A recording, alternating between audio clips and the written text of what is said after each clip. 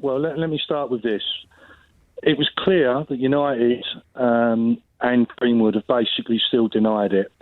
They did deny all charges, and you made reference to it in your portion where you said that the excerpt that was published was part of a 5 minute. So it was less than a minute. Okay, so the full context was not there. The guy that you were just on with just said that the police dropped charges because they were asked to.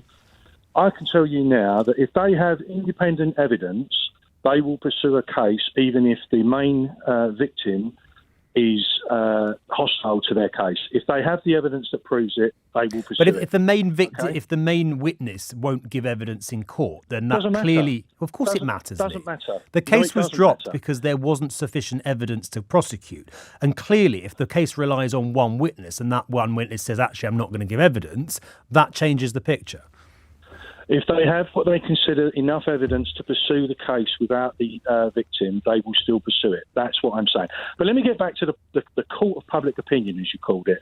That's the most important thing that I want to say. This is a young man, a 20-year-old man, who by his own admission has made mistakes. He has reconciled with the alleged victim and had a child. That's common knowledge, okay? If this woman is convinced that he has, even if he has made the mistakes that everyone in the wider public seems to think that he has forgiven him and given him a second chance, who are we to say, no, she's in the wrong, we are in the right, this man... But we're not commenting on their relationship. This is a question of whether Mason Greenwood is an appropriate role model for young Boysley, and I put it to you that we've seen enough to know that he's not. Well, actually, no, I don't accept that. You think Mason Greenwood is a good role model? You give him the opportunity. If you truly believe that he has done something wrong, you give him the opportunity to resurrect himself. What? He's come out and said today that he wants to be a better father. He wants to be a better person. That's great, and I'm pleased. But he doesn't have to do that while being a Manchester United footballer, does he?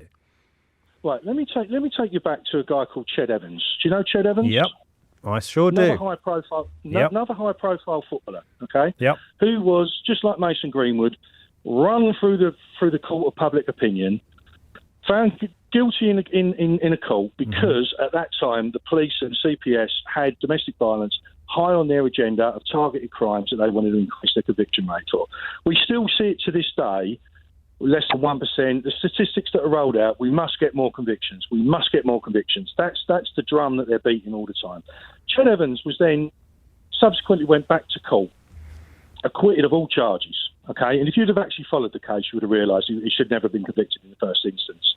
Okay, but acquitted of all charges. Now, that guy's reputation was damaged beyond belief, so much so that Jess Ennis, the darling of the British athletics, came out and said, if Sheffield United allow this guy to play for them, I will ask them to remove my name from the stand. When he was then subsequently acquitted, was there an apology? Was there anything that Jess Ennis did to say, oh, sorry, I got that wrong? The point I'm trying to make is we are so quick to literally demonise these people without knowing the entire evidence. We get a snapshot of what we believe, we make our minds up, and they're guilty. Okay, Lee, I've got to leave there because we're out of time, but thank you for your call. I disagree with you strongly. Others will agree. Hi there. Well, it's clear why they're inverted commas getting rid of him. Because of people like yourself, Tom, with the way that you're phrasing the questions, and the people like your contributors earlier on in the hour, where it's obvious, it's like a mob rule now. As soon as someone is basically accused of something, whether there's any guilt or not, these people are wheeled out, and in this case, Mason Greenwood absolutely destroyed. 20 now, maybe 21, absolutely destroyed on the back of what turns out to be a 15-second clip from a 5-minute audio. Okay, now you don't know the full evidence, just like I don't. But what we do know is that the case was originally brought into the public domain in January last. In the April, the alleged victim asked for it to be withdrawn, and it took the police a further 9 months to actually close the case. Okay, allowing all of that kind of speculation. What that shows you, you will know, in being a journalist, that the police and CPS have targeted crimes where they want to get the amount of convictions up. What better conviction to get than a high-profile young professional male, for one of their targeted crimes? They moved heaven and earth to try to get this conviction to stand. Well, they can't get a conviction if the person making the complaint pulls out of making the complaint. So... They can. That's untrue. They can. Because if the police have enough evidence impartially, they can take the decision out of the alleged victim's hands and pursue it themselves, which is what they tried to do. Would you class Gary Neville then as part of the sort of, I don't know what you would call them, the people like me? I love Gary Neville when he talks about football, but Gary Neville is branching off into various avenues that, you know, he's almost starting to get over saturation point. He's got an opinion on absolutely everything, and not everything is actually as Man United supporters would reflect. Have you heard of a YouTube channel called United Stands? The biggest in the world, biggest sports channel in the world, 1.7 million subscribers. I basically watch that regularly. Mark Goldbridge, who's the host, has been very damning of Mason Greenwood.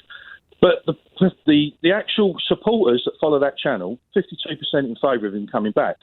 It shows you how divided this issue is. It is, absolutely. There are those, there are those that will have the view. I think, Lee, if it's the case that, as you say, these are unproven allegations, they've not been tested in court, everyone is innocent until proven otherwise, why have Manchester United then decided to part ways for now? They haven't. You touched on it at the intro before you came to me. Read the statements. Read every single one of them statements. Nowhere does it talk about termination of contract. Nowhere does it talk about... Yeah, they're going to loan him out and they're going to bring him back, and rightly so. You know, unless something changes. I mean, let's not forget. Let me flip this. You were quite upfront about you think they've made the right decision. Why should he never play football for Man United again? Tell me why he shouldn't. Well, I'm looking for the response from the CEO, Richard Arnold. I mean, initially you'd have thought that there'd be some bringing of the club into disrepute or an effect on the contract. But you tell me why you think he shouldn't play. Well, you tell me why you think he shouldn't play. I've heard that video. I've seen that video. I think it is absolutely horrific. The quotes that I'm not going to give, because I'm mindful that there are children listening at this time, are appalling. They are just appalling. Agreed. There's no way you can defend that. Agreed. And Manchester United would have to put themselves in the position of saying, yeah, it was bad, but it's not bad enough to warrant sanction that means he shouldn't play. No, right, I agree with you. When you listen to that in its isolation, absolutely appalling, okay? Absolutely appalling. But I don't know what context it would require to make it sound any better than it is. It's just disgraceful. Can I throw something out there? I don't know. I'm just throwing it out there as an alternative, which is exactly what would happen in a court of law. How do you know that they don't get involved in role play? That they have these people do all kinds of things behind closed doors. Now, I'm not suggesting that is the case, but the point is you've made your mind up on a 10, 15-second audio clip when that was part of a 5-minute clip.